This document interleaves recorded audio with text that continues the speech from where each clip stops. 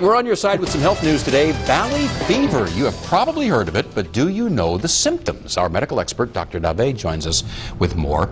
Honestly, I've lived here in the Valley for years, Doctor. I've always heard about valley fever, but yeah, I don't know much about it, so take it away. Good afternoon. Valley fever is caused by coccidiomycosis, a fungus that lives in the dirt and soil in dry, arid areas, including the Central Valley, California, and other parts of the southwestern United States. And people get the infection by breathing in the spores of the coccidioides from the air after a soil disturbance. It's not contagious. In most people, the infection goes away on its own, but in a small number of people, it can be longer-lasting infections in the lung and other parts of the body. Coughing and things? What are the symptoms? You can have a flu-like illness with fevers, cough, body aches, headaches, and in a small number of people, it can be longer lasting, causing pneumonia, a skin rash, bone and joint aches, and meningitis.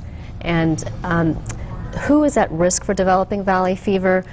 Anybody who lives in the southwestern United States can get it, but there are certain people who are at increased risk. Pregnant women, people with weakened immune systems, elderly, people of Filipino descent, African Americans are at risk. And if you are living or working around areas of major soil disturbances, this is farming, construction work, after an earthquake or a dust storm. Number three, something my patients ask me is if your pets can get valley fever. Yes, animals can get valley fever, and you want to speak with your veterinarian more about this. And finally, number four is how can you prevent valley fever? Well, currently there's no vaccine available, but if you are at increased risk because of your health or your work, you can do certain things, including wearing a fitted protective mask if you're in a construction area.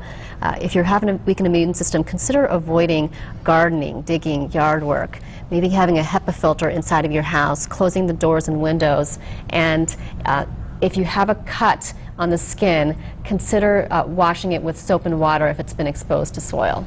Good advice, good advice. Why pregnant women? Why would they be at higher risk, do you know?